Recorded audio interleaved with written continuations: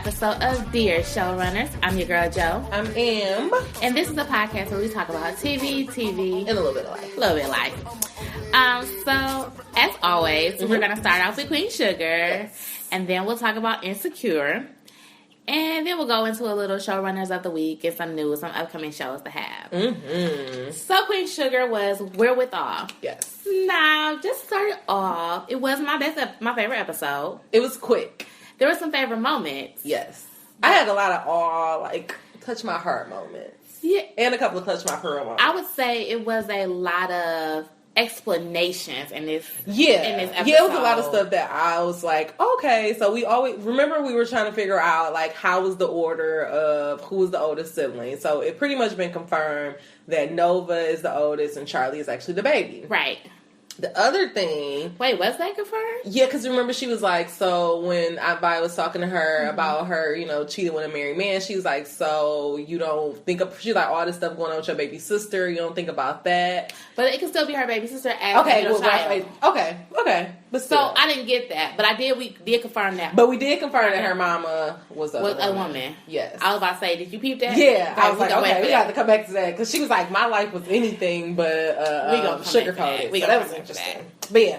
So, Aunt Vi opens up this episode upset. She's just on 10. I mean, just like, Nova, if you don't get your ass... It's like she took the rage that Charlie had that episode before and just carried it on over and picked it up for herself. Well, I mean, she has a lot to...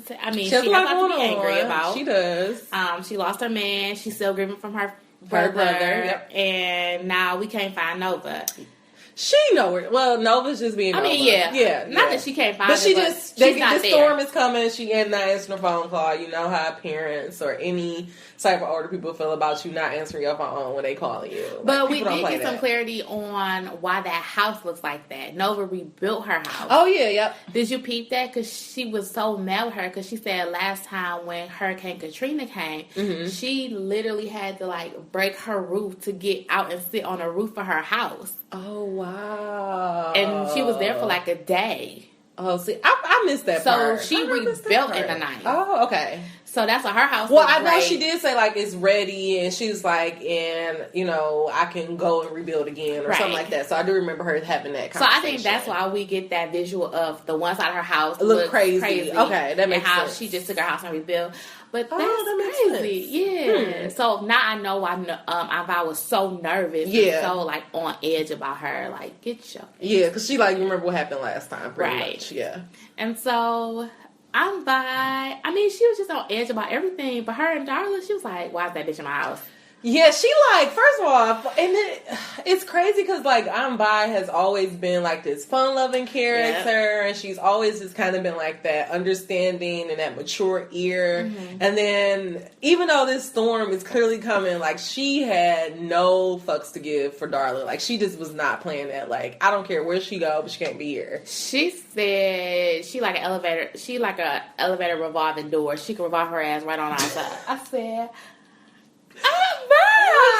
I'm always so mean to Darla, and I'm just girl, But from her perspective, I get it. But that honestly, seeing Aunt Vi and how she was treating Darla, I was just okay, well maybe it's not gonna be so easy for Hollywood. I remember before I was telling you well. I don't know. I think it'll just be some back and forth, but clearly Aunt Vi holds a grudge, and she takes a very long time to get over things, if she even get over them. So let's discuss that conversation between her and Hollywood. First of all, Hollywood, how did you get that blue house? I mean, not blue, Ralph Angel. That's what I'm trying to figure out. Because remember he asked Ralph Angel to follow him when he drove her back home. That's fine. So okay. Aunt Vi told you to keep your ass where you was going. She did. So, but Hollywood is not even. He not playing. He wasn't paying no attention to her when he was trying to board up the board. Yeah, she was like, you need to do it at the house that you live at. He was like, let me continue doing what I'm doing. So they had this conversation, and Aunt Vi pretty much We get a lot of backstory, by the way. We do. So we find out that her ex-husband beat on her. And she compared Hollywood to him, and he was not. He was like, that's not cool. Which I think, all guys, first of all, no guy likes to be compared to your ex. Right. And damn sure don't want to be compared to your ex that beat your ass and your brother had to run him out of town. Like, exactly. Those are some things you just don't want to be compared to. Especially in that's not in his character, and it's not in Hollywood's character. Not at all. And it just doesn't. But my thing is, even when Hollywood was explaining what was going on, it just still didn't make sense to me. Or why didn't you just tell her that up front? Like, he said he wanted to leave the past in the past. Fool, you married. And clearly, she never wanted to be married. But first of all, it don't matter. You were married, and you know that he said just like the cousin that work at What's Face, and she always call him whenever she go off her meds. Like, you knew that it was eventually going to be a point in time where when you was going to get that phone call, because it's clear that she's not somebody who is mindful when she need to stay on and off her medicine or whatever. I agree. I'm trying to figure out how long have Anvi and Hollywood been That's together? A very good question. Like, and that was another thing that I think I wrote down, because I'm just like, okay, yeah, maybe when you first start talking to somebody, you don't want to complicate things, but eventually you need to have that conversation. And so how long do you think it should have been before they had that conversation?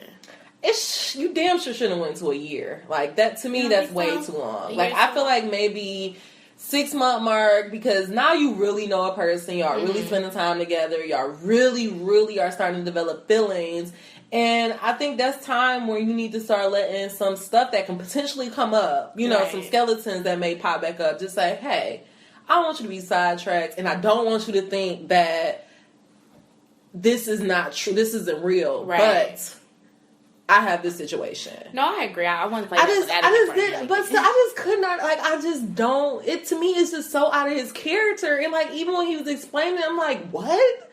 Like, that don't make sense, Hollywood. Why wouldn't you just tell her? Because now, of course, especially given, it's not just the fact that he didn't tell her about it, but it's clearly he has this job down in whatever, and he has this job down there. Probably my hair. It is, and it's bothering the hell out of me. Okay, just finish talking. Okay. I got it. So he clearly has this job to where he has to go away and travel. And we saw in the beginning that whenever he goes away, that's kind of like when Anvi is a little on edge. And she's just like, okay, make sure you call me, blah, blah, blah. So clearly it was already a level of uneasiness when you go away. Now I find out that not only were you going away, but you also had a wife that you were checking up on. Whether y'all are together or not, like, that just doesn't make sense to me. But I think those are guys in general. Little details don't make sense for them to share if it's not important. So I think in his process, I don't want to get married. I'm just with her for the benefits. I don't love her. I love Vi. This is not and she know that it's not important. And it's like, this is not important. Whereas for females, that little stuff matters. Exactly. But my thing is, he told Micah that, though. Like, everything is not what it seems. And, you should be able to talk to somebody. And, like, you can have those conversations. So it's like, why wouldn't you apply that to your own relationship? Which that's what typical people do anyway. Like, you can give out all the best advice in the world. But it's hard for you to just take it in. Exactly. But I was just kind of disappointed in Hollywood. But I'm glad he just for the backstory. Yeah, but I'm glad. I'm here for the backstory, and I'm not gonna start it this week. Please, I'm here for the backstory, and I also I like that he just is stubborn and like whatever. I know you don't want me here. I know you pissed off that I'm here, but I'm gonna be here anyway. But he brings a certain vibe to the family. Because when he came back with that liquor in the cards, I said, okay, I want to get locked in with them because that's the type of party I want to have. Like, that's not fun. And like, even when I shaded him about the partner thing, and he was like, I'm sorry. When he was like, all right, you ready, partner? She was like, she looked back at Remy as if, like, it's not your partner, no, you need to go home. We are not friends. Go home, Roger. So I appreciate that. I appreciate the love that he brings. Kind of like he that older bring a different male level of energy. And without Dad being there, like, I'm sure that this is, probably a void that he's filling. And it seems like they've been together for a long time. They had to be, and that's the other thing. When they were playing cards, they were very reminiscent of her brother. Mm-hmm. And how he was, and when he played cards. Yeah, so I don't know. I'm going to say a couple of years. I'm going to go on that thing. So, which means he should have been said something, but however. Pretty much. Let me be petty. So, Charlie was first of all, I don't know what it is about Charlie, but at certain points in this episode, like, she was rubbing me the wrong way. Did she? Like, with the whole, when the workers... She's being selfish. Yes. She was like, well, the job isn't done. And it's like, girl, you don't do that. Like, first of all... She irritated me. I literally put down, Charlie is selfish. Yeah, I'm like, Charlie is just too damn headstrong. But that's what Remy said to her. And she's like, I'm not headstrong, I'm certain. Whatever. No, Same thing. It's still gonna my goddamn nerves. I felt bad for the workers though. Me too. And because they was kind of looking like, is this bitch serious? Yeah, like, do she really think I'm about to go and finish this? I mean, but I get it from the voice investment standpoint and from a business standpoint. Right. Like, we need to get this in. If it is going to storm, it's better that we get the crop in the ground before it storms than try to work on it afterwards. But you can't put people in safety. Your manager has already told you to release them. And he left. And he's gone. And that's the other thing. The manager not there, so why you gonna have the workers there? Why? Because she's hard-headed. She was irritating me. Yeah, she was very stubborn. And she was irritating me with the conversation that she had with Nova and her lifestyle. I didn't like that. Okay, so who started it? I just felt like she was taking shots at Nova. See, Nova kept asking for it.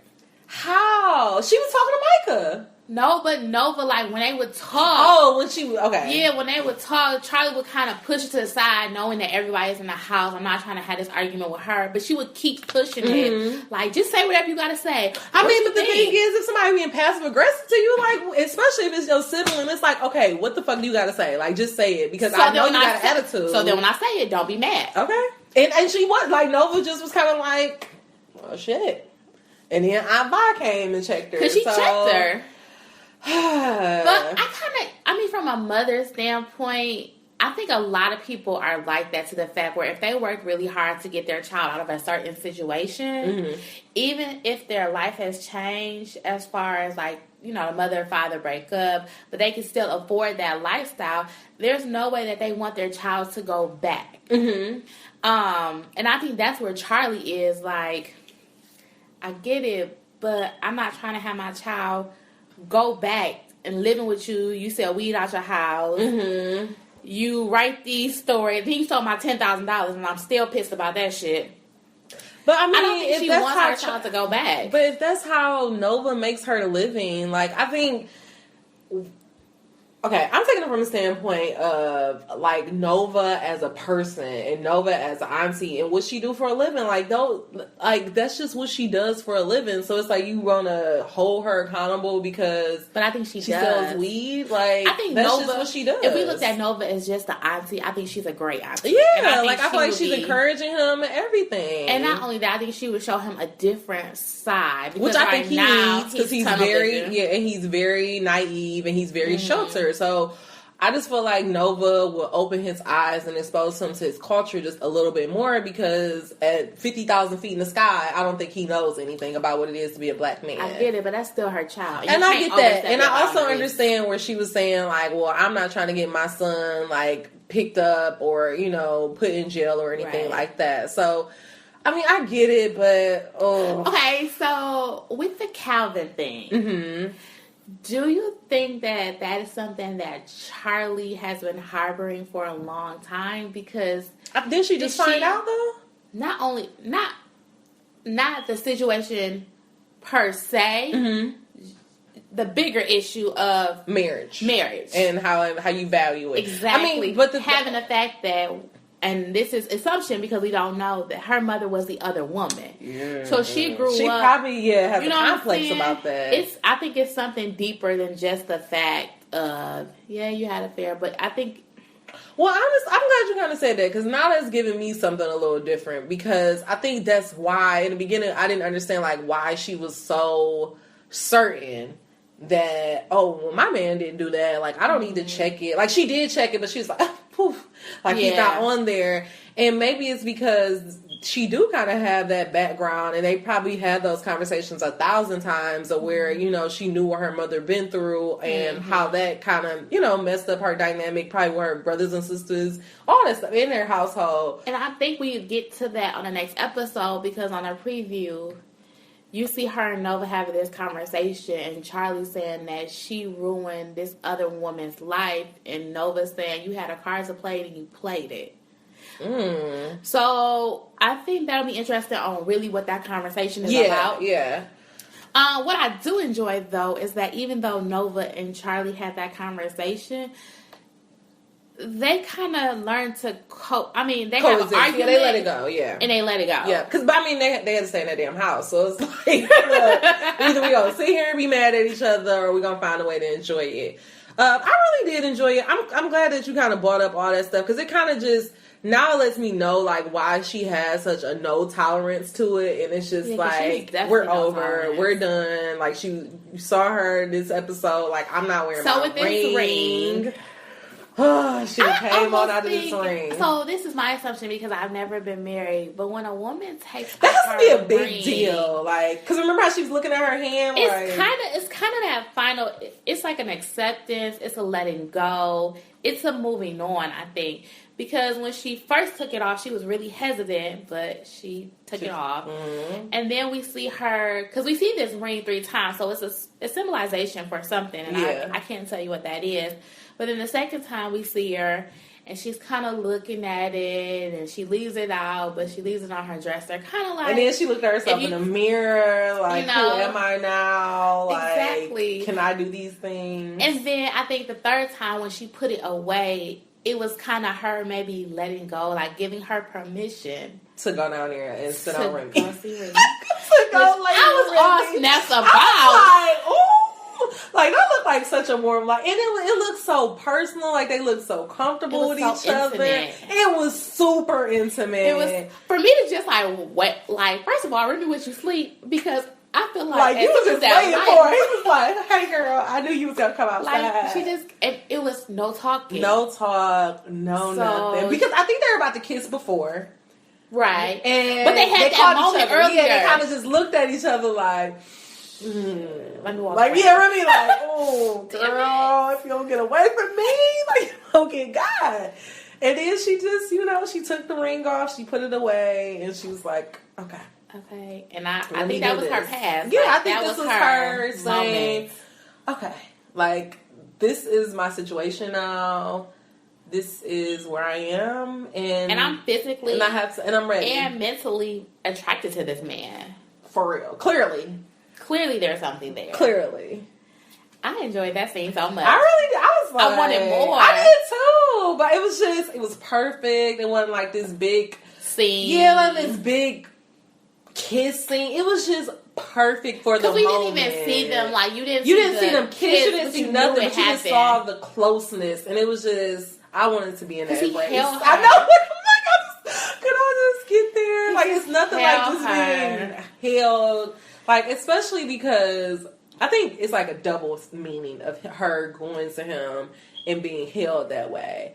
It's like she's finally like dropping away and all this anger that she's been holding on for weeks now. And then it's a storm. I don't have to be alone right now. I don't have to be in my bed and, trying to weather this alone. I can come down here and have this fine-ass man hold me and keep me warm. Like, it was just crazy. But I think they spaced out their relationship. It was beautiful. Like, I'm so happy with how this happened. Like, if we go from the beginning and just look at how it evolved, like from the first moment she met him to the next moment when they kind of started working together, even to last episode was with those really when he started scenes. When he apologized. I don't know. That part right there was my favorite part, when he just apologized for everybody. He just kind of like touched her shoulders. It wasn't nothing much. And then to the next thing where he kind of opened up and gave her some advice. Until now, we're at this moment where it was just right. It felt right, but I'm also going to be devil advocate. Yes. And say, Charlie, this is not what you need to be doing. Like, you do not need to be falling out of one marriage and trying to roll up in another one. Like, you still got to heal, baby. You still have to deal with those things. And yes, it's great to have Remy there. And it's good to have somebody to hold you. But at the end of the day, there's certain things that she needs to face alone. You're like, not so much. Because like, we just talked about this last week, and Remy said that about grief and all that stuff. I am completely understanding, but like I said last week, I don't think Remy is going to allow it to move to a pace where she doesn't heal from her past relationship. Yeah, thank God for Remy. Because technically, he still has to heal from his wife passing. Because I don't feel like he's totally healed, and this might be his first person. So they could be rebounds for each other if you want to be technical about it. Well, I don't know. I need a timeline. Oh, hell. I'm sorry. I don't know about that. I don't know. I think...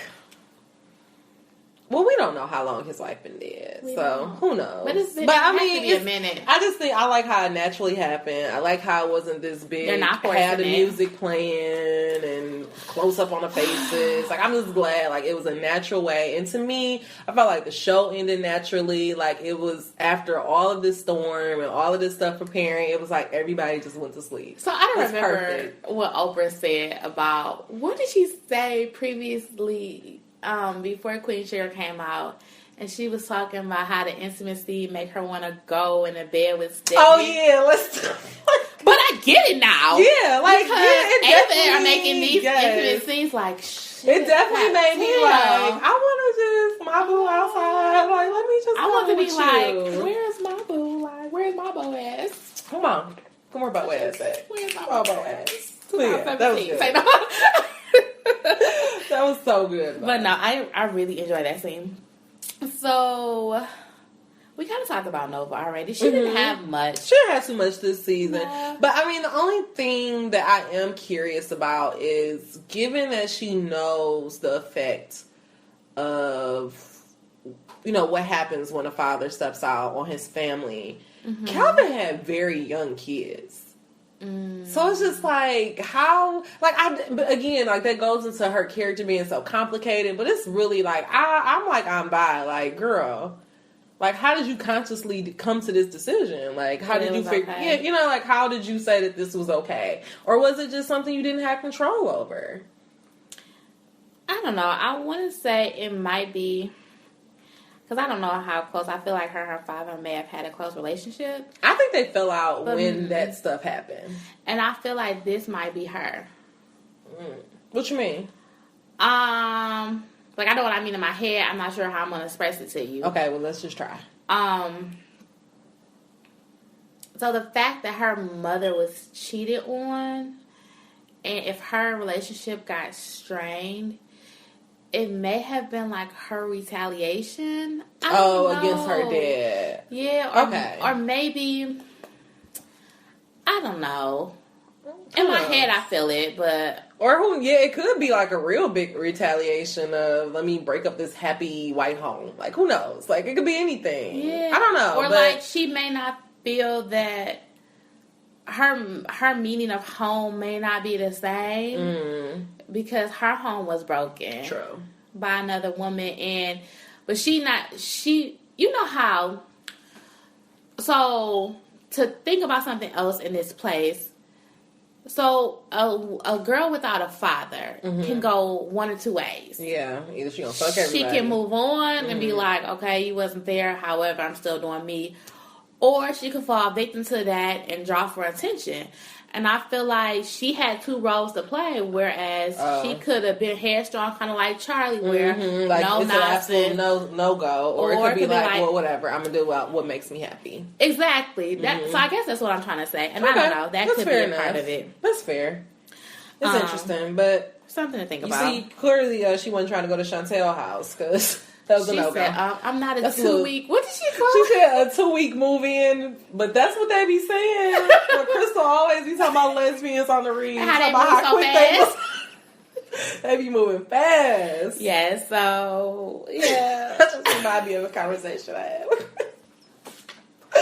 with Chris. She was off the topic conversation? No, it's like in the topic or whatever. Oh. We was just talking about, like, our friend dabbles in some stuff, and she was just saying like how dating a woman, like she's just like everything's so straightforward. And she's like, I guess when you take away the games and everything, shit does move fast. So I can't with that one. I'm like, oh god, but that was fun.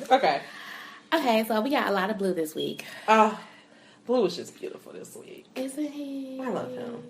He makes everybody happy. How could you not smile when you see him? Exactly. Like, how can you not be fighting over Blue? Like, how can you not fight to see Blue all the time? I get it. Fight for him, because I would. And did you, first of all, I love that story that Darla told about the magical toy. Let's get there. So, Darla shows up. Yeah. First of all, bitch, how you just gonna pop up when a storm coming? What a birthday gift. What a birthday gift. A month low. Oh, okay. Come on, girl. So she shows up, and Ralph Angel definitely checks her as yes. a year off. His birthday was a month ago. Exactly. You're late. That's a little too late. But I get it. She didn't have the money because she did technically have just started the job, so she probably didn't have the money. But this is an awful convenient time to be dropping Very convenient. Okay. So you were just going to drop it off on your way out of town? And you thought, on your way to the shelter? Girl. That was cute. Real cute. You tried it. And you won. But go ahead. She did.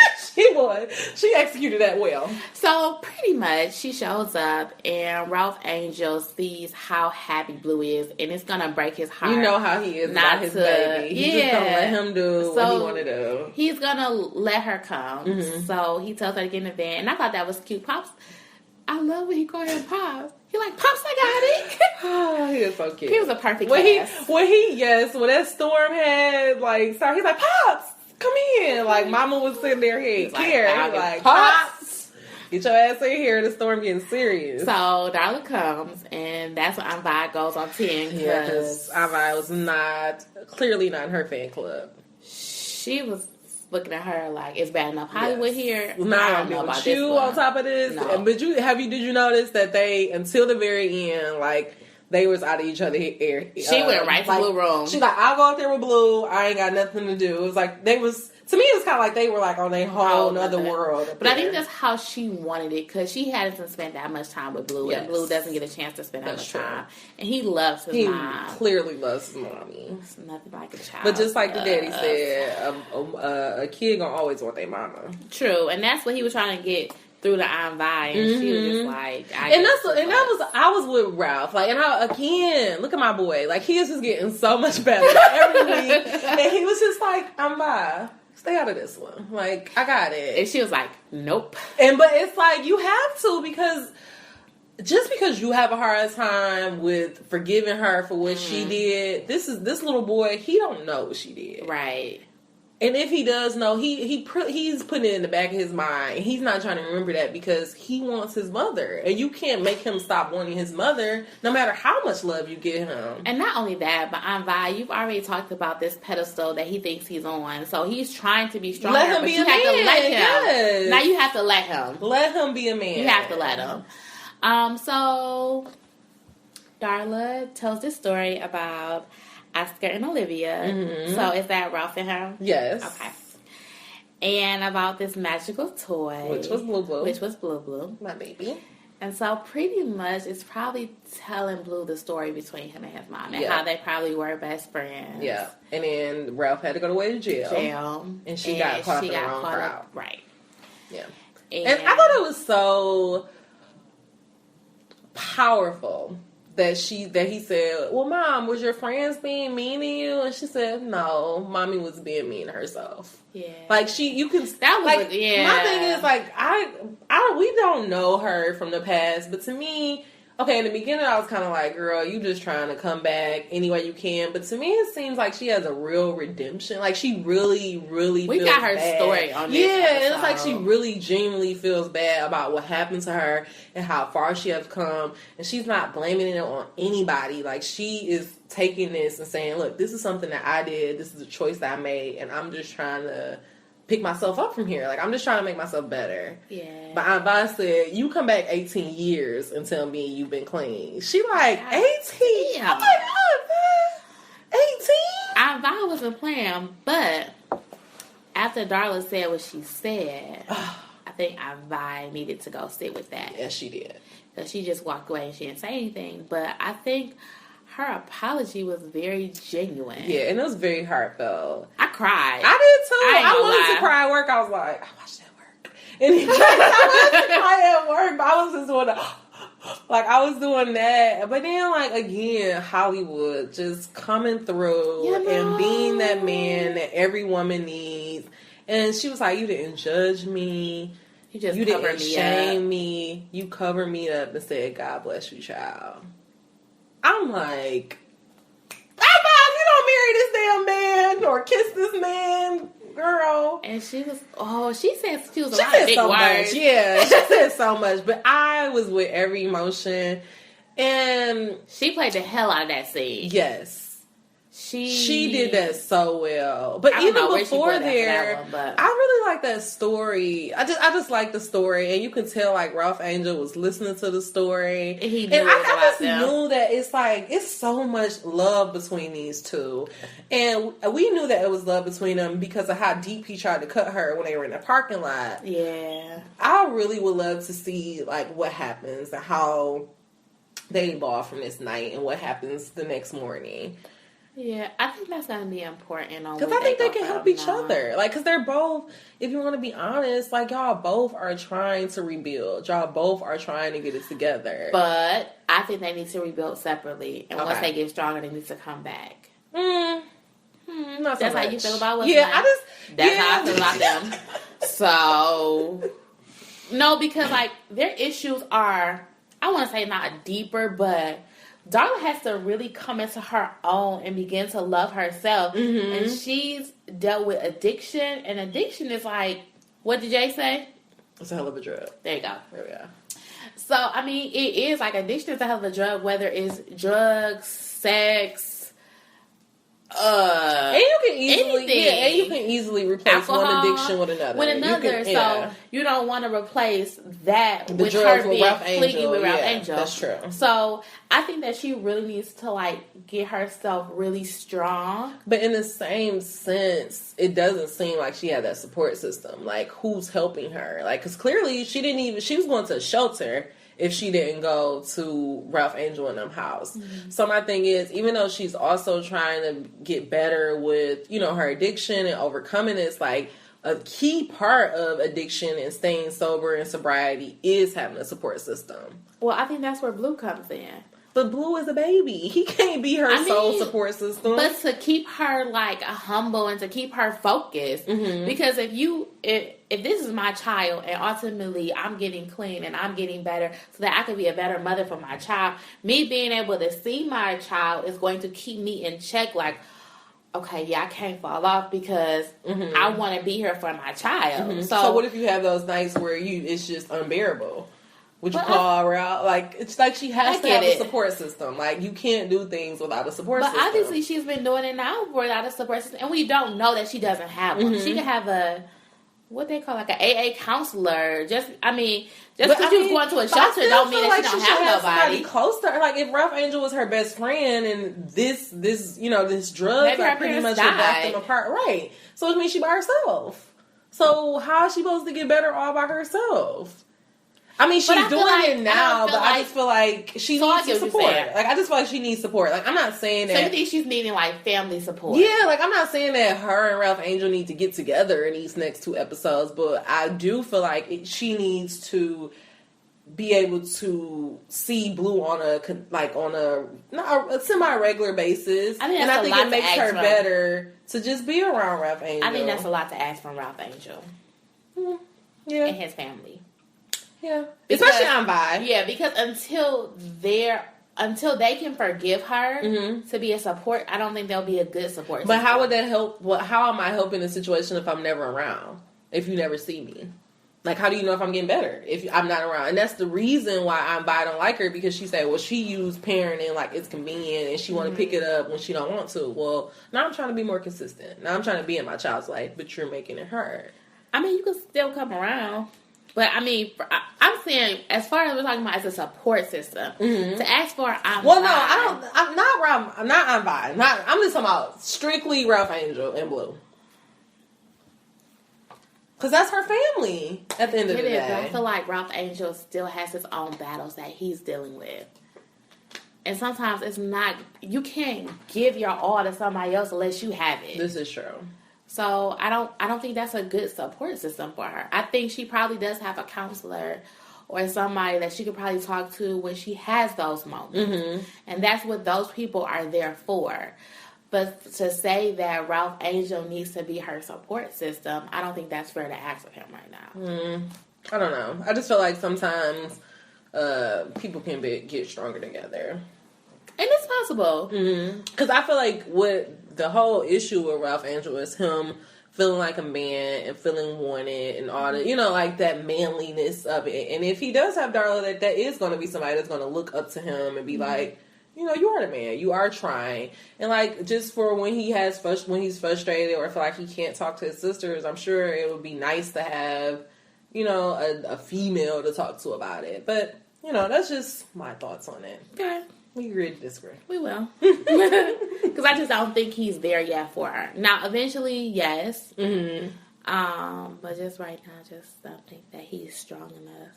And I don't think their friendship is that close enough. Like, I don't think he has forgiven her for what happened to Blue. Well, not really, because Ambai was like, you letting her get you again. Like, I can tell. So then there must be something else to this story that we don't know about. They're in love. That's what it is. Oh, they're in love. They are in love. Okay, whatever. You're so in love. I am, but they are in love, though. Anyways, anything else? I mean, that was pretty much That's pretty much it. It was cool. It was short. Storm is over. They're going to wake up. Let's see how these crops are doing. Yeah, because on our preview, it's like they find something in the crop. Oh, God. I hope this crop ain't bad. So, I don't know. This will be interesting. Because you can see it on, like, Charlie finds it, and she looks, and she's like, I don't know, shit. I don't know. The theme song's starting to grow on me. The theme song. It seemed appropriate this week for some reason. Okay. All right, I'm done. And we move on. Yes. Insecure. Thirsty as fuck. What is up with these titles? Hey, if we gonna ass fuck the rest of this season, I'm good. Like, what other ass fuck can she come up with? We had insecure as fuck, messy as fuck. And not thirsty as fuck. Or was it one more? Racist as fuck. Racist as fuck. Yes. I'm sure we're gonna have another. I think she's gonna do this all with the This butts. might be her little... This is cool. Yeah, I like it. I'm okay with it. This episode was hilarious. Yes, it was.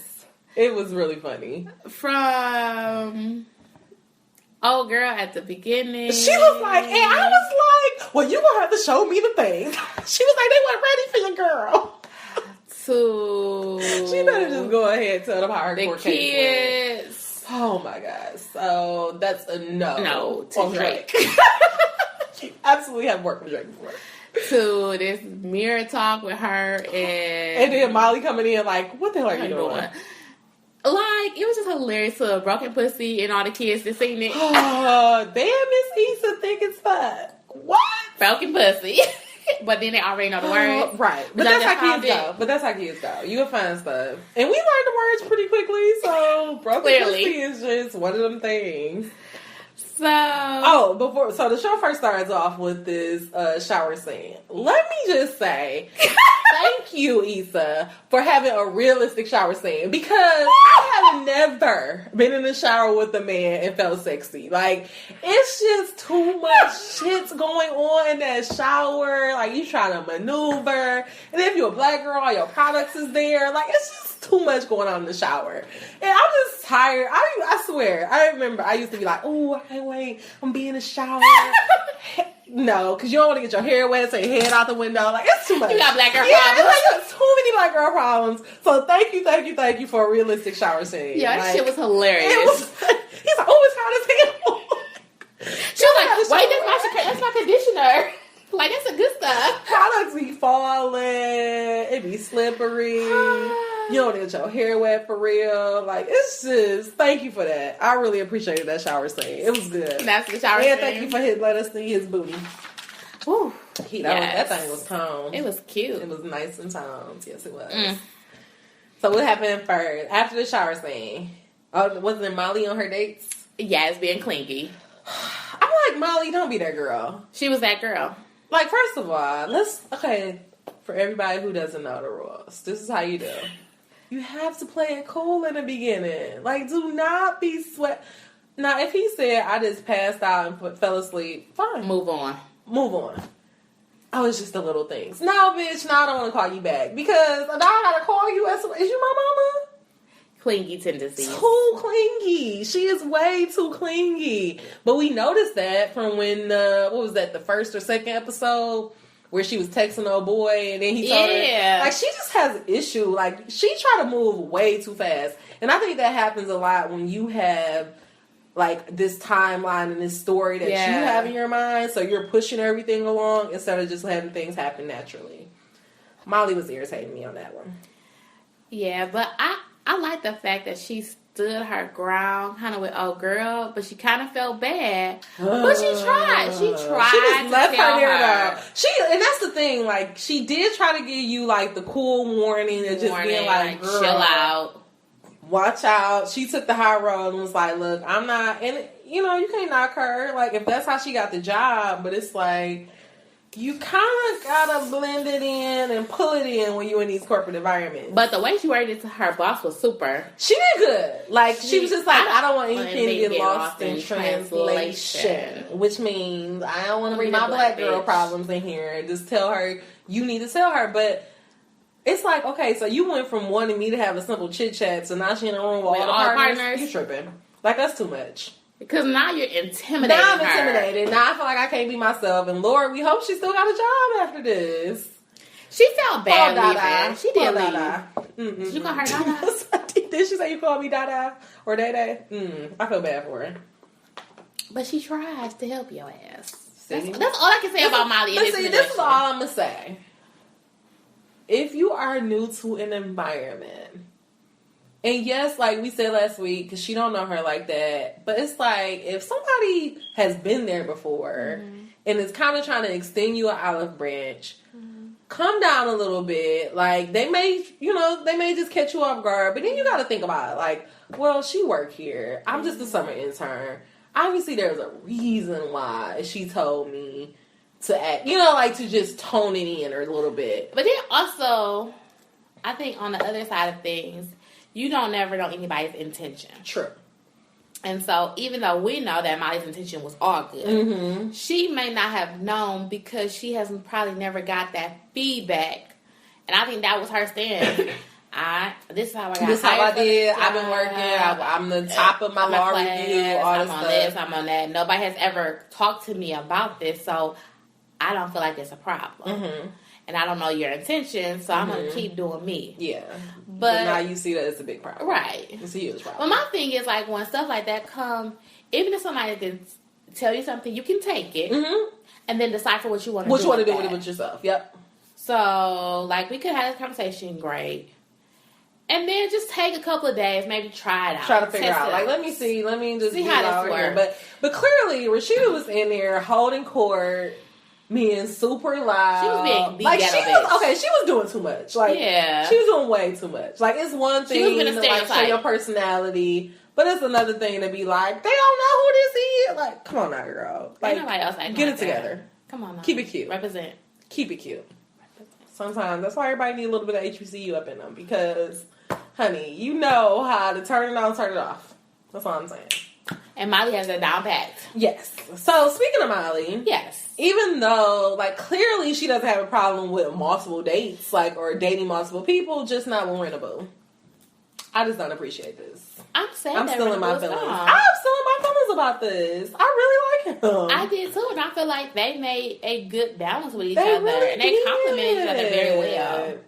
And he was cute. Hello. But whatever, now she in the league. She got these top-notch Negroes, and she just gonna do her thing. Whatever. So let's jump to exes popping back up at the wrong time, as always. That line that she said, I swear, I be feeling like them niggas be having like a radar on you. Like, no, they do. She happy. Hello? Hey, what you doing? What's your life going through? Like, why do they come out the woodworks like that? I feel like they have a sixth sense. It's so It be weird. all of them. Just like, hey, what's up? Yes, and it don't be just the one that you just left. It be like all like back down some years. Like, where the fuck your ass I didn't even think you had my number no more. Like, how did this happen? Lose this? Yes, like, how did this happen? Ugh. No, they always creep back up. It's so weird. And it's so uncomfortable. And it's like you can play it one or two ways. You can do what Issa did and like, oh yeah, well, we're good now. So we're back together. Or you can play the game and then end up getting caught up in the long run. And then fuck yourself up. Yeah. Don't nobody got time for all that. Always be honest. Yeah, be honest. Honesty is and I think that was good that she let him know that they were back together. Yeah. Mm-hmm. And at the time, they were going through a rough patch. Mm-hmm. So, do you think it was wrong for her to call up on him to do the show? Knowing that's, per Molly, that's her Achilles dick. Achilles dick. I just died. Achilles dick. Lord Jesus. I'm just saying. But, I mean, this the thing. Okay. Talk about it. Like, Frida kind of, like, they had somebody pull out. And, like, Molly already technically had pulled out. So, it's like, you can't have two people that's not going to show up. He does work in arts. I mean, it was kind of one of them convenient things. Like, I kind of know I shouldn't, but fuck it, let me do it anyway. And you see when she went home, like, and Lawrence was like, so how career day going? She's like, it's good. She felt the type of way about it. Yeah, she felt like she was guilty. lying. Yeah, but then clearly Lawrence got some other things he's doing on his lunch break. So let's talk about the Secret compliments. Now, how did Secret Encourager end up at the damn food court?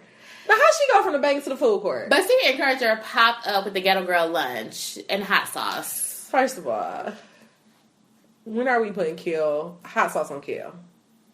That's a salad. Like, why she ain't got no salad dressing? Put some salad dressing on there. Talk about some, I'm trying to eat healthy. Girl, if you don't put some salad dressing on there, get you a vinaigrette or something and call it a day. So, do you think she low-key like him? Hell yeah! That's why she was like, I don't know why I said that. Yeah, like, you up here quoting Beyonce lines at random times. It wasn't even the right thing. You should have said swag instead of talking about I woke up like this. But, however, she was nervous. She was trying to be cute. Is he buying it? But it wasn't the right time. And yes, he is. And this is the thing. Ladies, this is how these Negroes do it. So you put it all on the table like, I got a girl, I'm this, but you having lunch with her. Okay? Do you see how that goes? I got a girl, oh my girl, love kale, but you having lunch with her. And you're laughing. And you're talking about benefits. That could be got you feeling good. These secret... That's how they get these Secret Encouragers. They got roaches. They get in there from the ground level. They start at the bottom. Start taking your checks. Next thing you know, they're in the goddamn cafeteria. We don't know how this happened. But the bitch went from bank to the food court. So I just want to figure out how that happened. Okay. Lawrence think he's slick. But he think he gonna play this friend role. He gonna ride it on out. And ain't nothing wrong with why I gotta say Easter, because I'm just having lunch with my friend and she know about you, so I ain't gotta say nothing. So then they're both playing the same game, technically. Because she's like, I'm gonna play it cool. I'm just your homie. But if this bitch fuck up, I'm gonna slide over there. I'm gonna make my move. She's playing the part. Real cute. I see right through it. I know what's going on. Lauren's playing a role and she playing a role too. Okay. So they playing roles. That's fine. Everybody playing roles right now. And that's fine. Let's talk about this French roll that Molly had. Okay. What was that? What was this Japanese inspired? Okay, so first of all, Joe was so lost. She like, what is these two pieces? Like, it's like these two long pieces. I'm like, oh wait. I think it's a Japanese inspired hairstyle. Like, you know how sometimes they do that top knot. But then it was a French roll. Bitch, bring it back. Like, is that a French roll? Is she bringing French rolls back? Where they do that at? I had a cousin that wore French rolls for like 15 years straight. Like, no, that used to be like the style. That was her only hairstyle. Like, that was a 90s style, though. Molly, you better just bring back that new French roll. The French roll, they put the hole in it. I bet not see nobody on the street with a French roll. I'm just telling you, they not back. It's coming back. They not back. But I was really confused about them too. Yeah, because he was like, "What is these two pieces? Where they go?" It's like the bang, and then it's like the bang was long fine. pieces. She should have kept with the bang. The long pieces is what got me. She should have just kept the bang. Like, how do you strategically pull out those? She probably just was like, "I'm just gonna leave these." You know what? She probably put up the French roll, and you know how you just be having stuff blank. She's like, "You know what? I'm gonna slip that back and just keep this there." Oh yeah, no, don't ever do that again. Never ever. Never ever. And so the new guy kind of helped her though. Mm-hmm. Do we feel like this will go anywhere for Molly? Jenna, I don't know. Like, I like him to be on the show. Like, we'll see. But I didn't like how she was acting. I'm like, this bitch is too moody. Like, why are you on a date? She was acting real not interested. But I think it was the whole work thing. And sometimes when you have a bad day at work, it could roll over to wherever you're going. And I know it's not fair, but we do it. To a certain extent. Like, she was just being rude as fuck. No, she was just giving one-word answers. And if he wasn't a good one, he would have been like, all right, well, you're not having a good day. I'll buy this drink and I'll see you later. We'll try this again. But he just kept like, what's going on? How you doing? And I like how he like kind of broke her eyes. Broke her out of it. Brought her out of it a little bit. But I still guys, take a lesson. There we go. Because sometimes it may just be a bad day. It's just a bad day. It may just be a bad day. And take a note that when I'm not smiling, it don't mean ain't shit wrong with me. Maybe I just don't feel like smiling right now. Maybe like, this is my resting face. Like, I'm just chilling. RBF. I don't need to be walking. I don't need to be just walking around smiling. Like, I smile all the time, but it don't mean everybody got to smile all the time. It's this guy at work that asks people all the time, and he does it to me all the time. And I can't wait to get to my movie on the elevator together, and he tell me that shit, and I be like, who said there was something wrong with me? I feel like I'm just gonna snap. You just gonna snap on him? And then he gonna be at home with his wife like, yeah, so I asked this lady why she wasn't smiling. Yeah. I just don't like people asking that. Like, let's just leave people like, don't tell me to smile. I hate that. It gets under my skin. And somebody else beside him said that to me the other day, and I just was like, but there's nothing wrong. Shit, maybe I'm tired. Right. Or maybe I just don't want to be in this motherfucker. Like, hello? Shit. I can't maybe I'm thinking about something. Yeah. Like, maybe somebody just called me and told me something that I don't want to hear. What if somebody just died? Right. I mean, I'm just trying to keep it together. Just bust out crying next time. That's what you should do.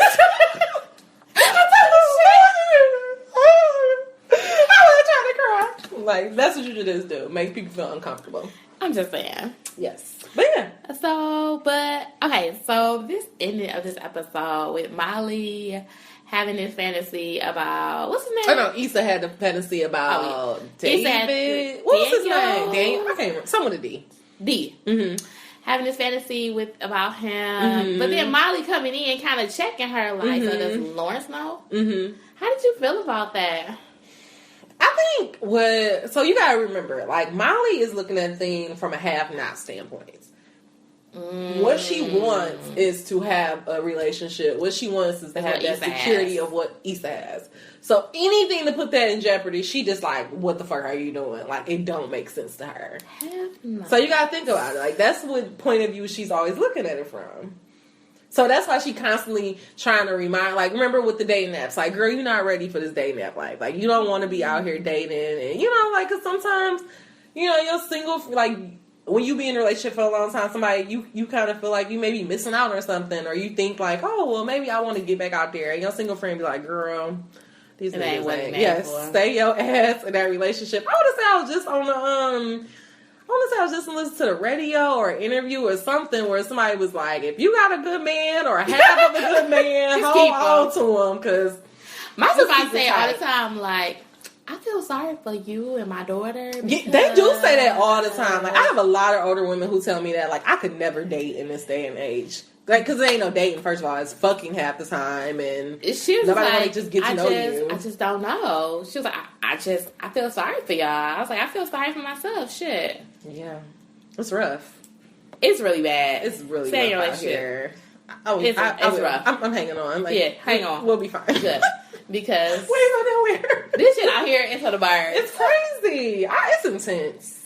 I mean, as long as you're happy. That's the thing. Because I've seen, on the other spectrum, like, I've seen a lot of people who even get into marriages that I'm like, I thought you said you didn't want to be with him. But however, you just got engaged, you got to move. Or they just stay in a relationship. Because you're supposed to be in it. Or because you don't want to hurt your significant other feelings, or you feel like you're supposed, but you really don't want to be there. Yeah, like, and you really genuinely don't want to be there. Like, I don't get those type of things. Like, I don't think you should be in a relationship where it's complacent at all. Like, I don't know, like, call me a hopeless romantic. You are. I am.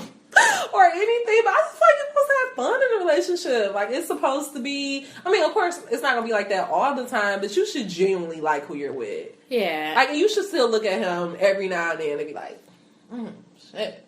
Damn. Hey, that's mine. Like, no, you're supposed to enjoy your literally, boo. my supervisor, I think her husband been married for maybe like 30 years. Oh my God, that's and beautiful. She still say, my husband is fine. Go, girl. And she had to go away for work, for a class at work, and she was like, I just don't know, like, I mean, I I mean, my husband can't come. She really was not feeling this class because she had to be gone for almost like a week. Okay, so, don't be that girl. She was, I mean, but I get it. Like, she genuinely loves her husband. Mm-hmm. She was just like, I mean, a week without my husband, like, it's a long time. It is, especially like when y'all like maybe peanut butter and jelly, like Vincent, you know, Tamar. I don't think I can. Or just like when you genuinely love your partner. Yeah, like when you just love being around them. It does seem like a long time. It's a long time, especially when you don't do it on a regular basis. That's true. So, and it just feels weird, yeah. It's just, always makes me, what's nice? She was like, I don't care about stuff. My husband is fine. I be cracking up at her. That's how I want to be. Like, I love my baby. Nobody's better. Talk to him in the baby voice, though. I know. He won't even let me do that. Like, I appreciate it. Yeah. Total opposite for me. Total opposite. It's this bitch. Give me a hug. I be trying to, like, cuddle, like, you know, when you watch, after I watch the Queen Sugar. Like, oh, you want to cuddle? He like, Amber, no. It's too hot for this go shit. away. I'm watching the game. I'm trying to watch Walking Dead. Just go away. Like, damn.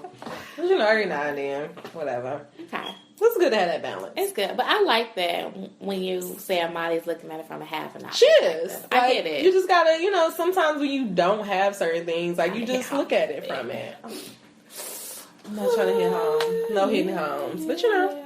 I don't know. Anything else? No. Still loving it. Ready to keep going. I'm excited about what all it has to offer. Me too. So showrunner of the week. What you got? Oh, so I have my showrunner of the week is I got 2 in honorable mention, of course. Here you go. Of course, Atlanta has been super duper good. These last 3 episodes have been laugh out loud funny. And actually, the last week episode was kind of on the same lines of Insecure, where they talked about the elitism. And, like, what's the face? I forgot. I can't even remember his name. And Earn, his girlfriend, like, pretty much wanted him to go to, like, her bougie friend house or whatever. Mm-hmm. And she's married to this white man, but he's like one of them down white guys. So he got, like, all this African stuff around. They were celebrating June 13th. It was just so weird. And it just explored that whole...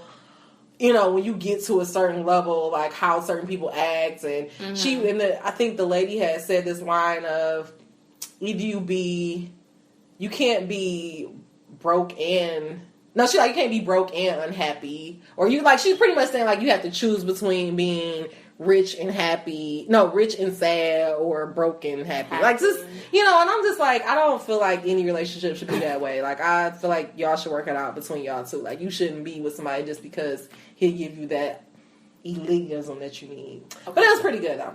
Okay, I'm still trying to get into it. Yeah, I don't know, maybe get past, you don't even have to watch 3, because I think what have you watched so far? 1 and 2, and I was trying to watch 3 when he was supposed to be taking her out on a date. Oh, okay, that was kind of funny. I say go to 5 and 6. Like, just go to 4, 5, 6. Like, just try that. So then I gotta finish 3. Just go to the ladder. Yeah.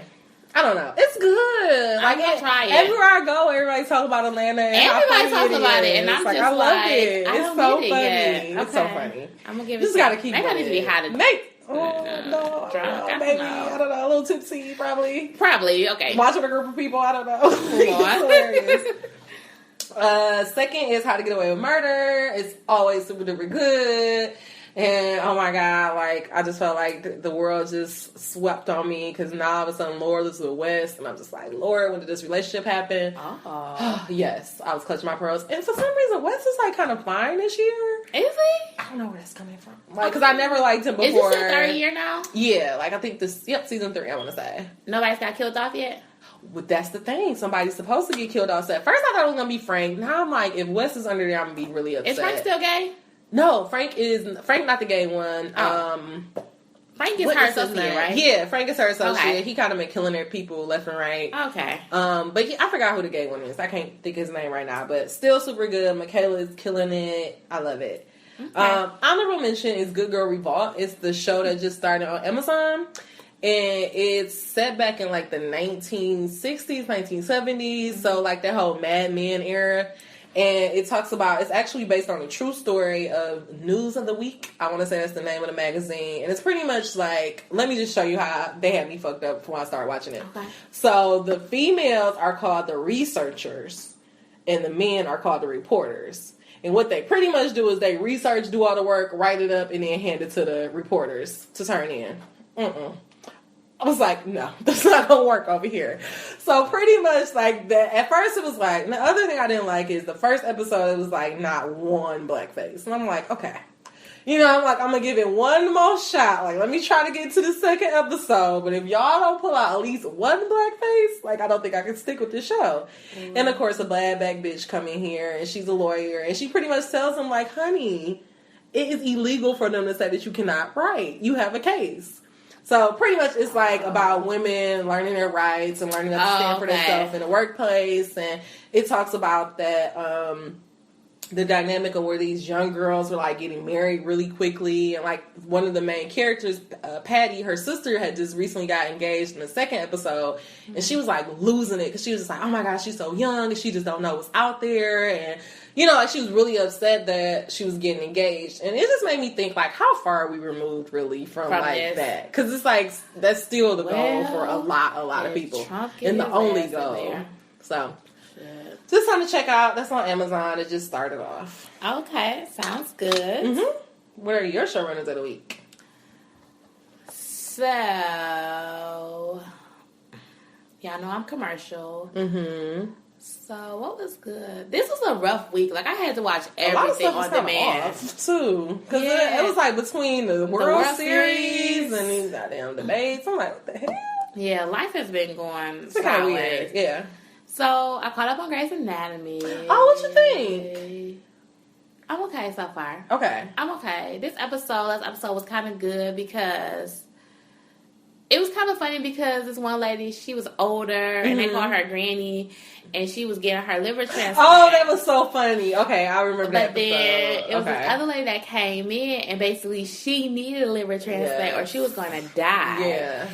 And so when they asked Granny what she was like, Granny was like, her ass ain't say you cuss in front of me. Shit, I didn't wait 2 years. I love that though. Like everybody just knew all of a sudden Granny was just gonna get her liver up, and she was like, "No, she can keep on waiting." She was like, "Well, I waited about 2 years." Yeah, so that was hilarious.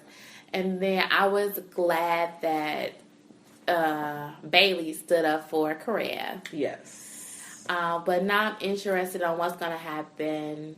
What the issue is. Mm-hmm. And I can't remember where this chick Leah came from. So remember Leah was the one who had got Arizona, like almost got her like suspended because she filed that complaint against her when she broke up. They broke up or whatever. And I think Arizona didn't want her on her service or like something happened that way. And she filed a complaint against her. Saying that she was sexually harassing her. She was the one of the people that came over with that mass. Yeah, remember when that? Yeah, around that time. Because she came over with Cute Eyes. What's her name? Did they start at the same time? I think they all came over together. Avery. Really? Did Avery come over with them? No, Oh, you're right. You are right. Avery came over with them. They was all in that class. She was in that class where that girl got shot. That girl died. Yeah, and she slipped in the blood. Ooh. Oh yeah, that was rough. Woo, that was a rough. Oh my God, I would never forget that episode. Oh Jesus, that was my heart was. That's when Grey's Anatomy was on 10. Like they was. Woo. We was in college, and that shit was just Jesus. It was too much. Okay, but yeah. So that was good, and then. What else did I see? Oh, so Ayala. Mm-hmm. And I think we'll talk about this like another thing because I think we may finally bring on a guest or so. Mm-hmm. But now Ayala is on her House of Healing for Men. Okay. And it was a lot of things that was going on, like lyric from the girl that was on the Healing House for Women. Mm-hmm. Her dad is on there. Really? Now, did they ever get an update from her? No. Okay. And I found that it was really interesting that he feels like Lyric pretty much lied. Like, they have a great relationship. There's nothing wrong with their relationship. Really? Yeah. He feels like he didn't do anything wrong. So I feel like that's very interesting. That is interesting. And then the guy from Boys and Men is on there that was sick. I don't know. And he has MS. But I don't think he ever told his bandmates or any of them. They just knew that he was sick and he couldn't do the role anymore. And so he has like a lot of hatred and stuff built up from that. And then Kevin McCall, he's a baby daddy. He on there. Oh, Jesus. They had some drama at the end. It's so crazy because they like started off like having such a cute relationship, and then it just took like a violent, bad turn. Yeah, but I like Ayala did something different where she kind of sat down with two of the men. Like she sat down with Lyric's dad, and pretty much he's like oblivious, and he is very private. And it was so funny because his wife was saying something like, left a message, and then Yana played it to him, like, because you're not seeing all of reality. And played it to her, and the wife was pretty much saying, this is fucking stupid, and da-da-da, but keep fucking playing around, and you'll have the same non-existent relationship that you had with Lyric, with your, like, 5-year-old daughter or something like that. Oh, so he lying. Okay, so it's something going on. Clearly, and then we find out he can't see. He's like legally blind in one of his eyes. So Yala's like, do you know how like maybe you're not seeing all of what's going on? He was like, no, I'm fine. Like, he's in denial. Clearly, he's very prideful. And so at the end of the episode, he's pretty much like, I just want to go. I want to leave. Okay. So y'all like, I support your decision, but you gotta tell your brothers. So he tell them, because she was like, you're being dishonest. And he was like, so you're calling me a liar. She was like, I didn't say that. I said you're being dishonest. She was like, because you're not seeing the whole truth. Right. She was like, it was so funny. But it's just really interesting how the things that are on there, and I think somebody was saying something about being insecure, and I was like, wow, are men really insecure? Like, yeah, that's what we was talking about. But we was talking about that on the Lawrence episode of, like, guys have so much to deal with, and unlike us, like... But I don't think they put a label on theirs. Yeah, they don't, I don't think they label it. And I think that's what the difference is. Yeah. Maybe. Yeah, I don't think they label it, and... I'm interested to find out what their insecurities are. I think like typically like ours, like, you know, am I gaining weight? Do I still look good? Do I still got it? Am I accomplishing what I'm supposed to accomplish in life? Like, and then they got this whole other weight of, am I being a real man? You know, like, it's a lot. I guess, okay. Yeah. Anyways, I just think that this is going to be very interesting, and I'm excited that she did this. I'm going to check it out. I'm hoping that everybody is open to it, because I just like Yana. Okay. You love Yana. We're going to get you on here. That should be in the group chat. Okay. Sorry, off topic. But yeah, anything else? Did you like Basketball Wives reunion? I did, but I thought I talked about it last week. Oh, yeah, maybe you did. So I didn't want to talk about it again. Okay. Right. We got it. But we do have a couple upcoming shows. Woo-hoo. My favorite. So Guilty Pleasure on top of Guilty Pleasures. Real Housewives of Atlanta. Yes, that's the best. I love it. And Married to Medicine. Yeah. So I'm behind on Married to Medicine. I know some stuff that happened. I'm super behind on Married to Medicine. I actually want to go back and see season 1 because I never saw season 1 of Married to Medicine. Season 1 was so good. I haven't seen season 2 or like anything after season 1. So I started on season 2, but I need to figure out the real downfall of Mariah and Quad. Because when I got into it, they had already had their beef. So it was just the aftermath of everything. Oh, yeah, because they was like best friends. Maybe I need to watch season 1. Yeah, maybe so I started on season 2. I probably didn't start on apparently on season 1, they were like the best friends. Yeah, they were. But come season 2... Yeah, Mariah's pretty much not even on the episode. Pretty much. And they have to like pick and choose who comes to what. Oh, yeah, I do remember that. Because they was like, if we going to go out of town, they didn't want Mariah to go. But then I think she ended up coming anyway. Like, it was a mess. But and Quiet, I think probably left or something like that. So. And then they was mad at old girl because they were saying she wasn't really, like, she wasn't a doctor, but she was married to a doctor. And the one that's from Detroit. She be getting on my nerves a little bit. Yeah, so it'd be a mess. Oh, and then Lisa Nicole and Quad got into it. They got into a little fight. Oh, yeah, now I remember the last season. I think the last time I watched them something was going on with Lisa Nicole and her husband. Like, I think they were having like some financial issues or something. Oh no, Lisa Nicole. Somebody they were at a strip club. Oh wait, am I making this up? I feel like they were at a strip club. Shows. The ladies were at a strip club. And somebody was like, yeah, I know your husband, and he comes here a lot. What? Oh, or no, something like that. And Lisa Nicole was like, don't fucking lie on my husband. Oh, I haven't seen that. And then when she got home, her husband was like, I mean, I've been there once with my brother, like, something like that. And I think they had a whole hour. I don't remember that. I just remember it was it was something like that. Yeah, I just remember it was something like, I think one of their businesses went under, and I don't know. Like, I can't remember. But Lisa Nicole, I'm interested. Swear. That's Toya. Did Toya one night? It was definitely them two, because they were like explaining like why it happened, and it's really not what you think it is, but they're showing it this way. Something happened. Oh, I think, and that's what her and Quad got into it about? Yeah, I think so. Something about that. Yeah. I remember that. Okay, yeah. But anyways, they come back on with Dr. Jackie. I love it. I'm excited to see Dr. Jackie. Dr. Simone. She do. Dr. Jackie be on, first of all, she be on everybody in Atlanta shows. She getting that money. She done deliver everybody in Atlanta, baby. Because she was on Real Housewives of Atlanta. She was with Candy. Yep. And then she was on, where was she Tiny and T.I. Yep, Tiny and T.I. Yep. I'm like, Dr. Jackie, you better just get that, buddy. She said she be delivering them. Oh, no, that was the other girl who said she be catching them babies all the time. Dr. Simone? Yeah.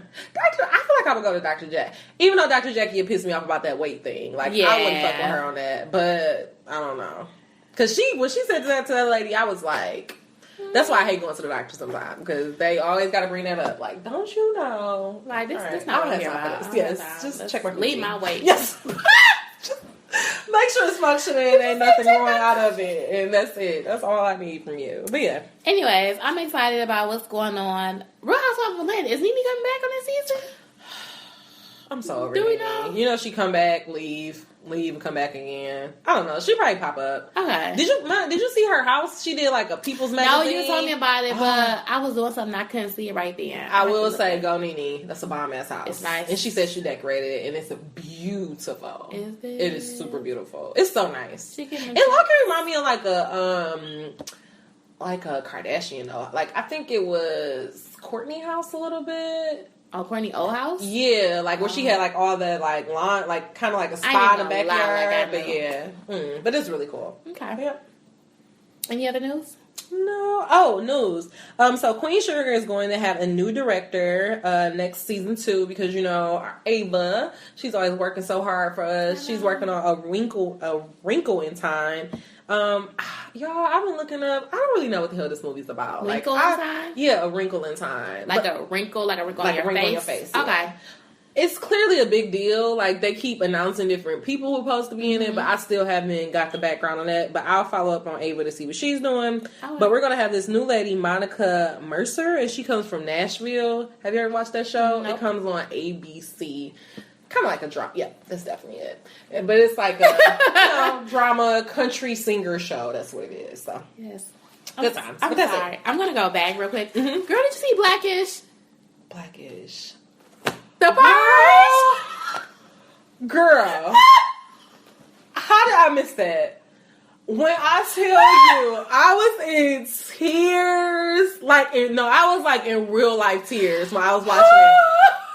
That goddamn mama. Ruby has been in rare form this season. When she touched her hair, she said, "Ooh, not the hair. Don't do that. Don't do that." And then that night when she was like, "Yes, this is what people touch your hair." What happened when people touch your hair? Then she got mad. Was like, "Cause I ain't got insurance." She was like, "Why you ain't such a dumb idea?" Ain't no such thing as purge insurance. When Dre got his jokes went too far. Well, Charlie was like, "But I'm not dead, okay? But I'm not dead." Like, Charlie, how you gonna leave? Oh, shit, I'm gonna go pick him up. He's like, "Daddy?" He was like, "He'll be all right." Like, he don't never be be with his kid. Every time his son is just like standing there. Yo, this is the funniest episode. I was in like real like tears. Like when them kids shot when they shot her up, I said, "Oh my god!" I said, "Bo about to get shot." Lord, that purge. But how they gonna say in the letter? And do not go look for. We are sleeping under our beds. Do not go look for us in the purge. First of all, Diana was so happy though. She was just like, "But I can daydream about it." She's like, "You know, he's not dead for real." She's like, "But I can think about it." Yo, Diana is hilarious. But Charlie, but why is he like real life scared of her? Like, yeah, but don't keep me away from that. Keep me away from her. I don't like her. But no, at the end when they left, he was like, "Shit, I told you I was dead." Cause I left them hanging. They can't hear me. I knew I was Tracy's line. I knew I was dead. Girl, like, Charlie, get your ass from up there. Snaps of Black is it always come through. It hasn't been funny, and I swear more scenes with Ruby because Ruby has been having me. Well, she had a damn mask on, her all black. Oh my god, purge, y'all, cleanse yourself. She gonna say that was the most peaceful day after the riots. I said, "Oh Lord, Ruby." But the twins was all super nice to each other. They were super nice. They were. Only if you could have my half of my bagel. It was so good. I love it. So good. I was like, Paul Jr. And I love Jr. He always cracks me growing up. He's low-key my favorite character. Is he? It's like Ruby and then it's Jr. Because Jr. be cracking me up. And you know I love me some Diana. Girl, when he's like, the shoulder pads. All the signs were there. Yo, when Ruby was like, death to the kid heels. She said, how many people voted for one person because of them kidney heels? I said, Ruby, she tripped on them kidney heels. Yo, I don't know how we forgot about that, but yeah. But yes, Blackish for sure. Anything else? No, that's it. All right. Well, as always, this has been another episode of Dear Showrunners. We always want to hear from you. So, for real. Okay. I just want them to know. All right. I really want to hear from them. So if you have any questions, comments, concerns, please check us out or email us at dearshowrunners@gmail.com. You can also follow us on Twitter at Dear Showrunners. And like us on Facebook at Dear Showrunners, the page. All right, see y'all next week. Alrighty. Vote, for real now. It's really time. Please vote. Oh my God. I think Papa Pope is behind all this Hillary stuff. So. Please vote.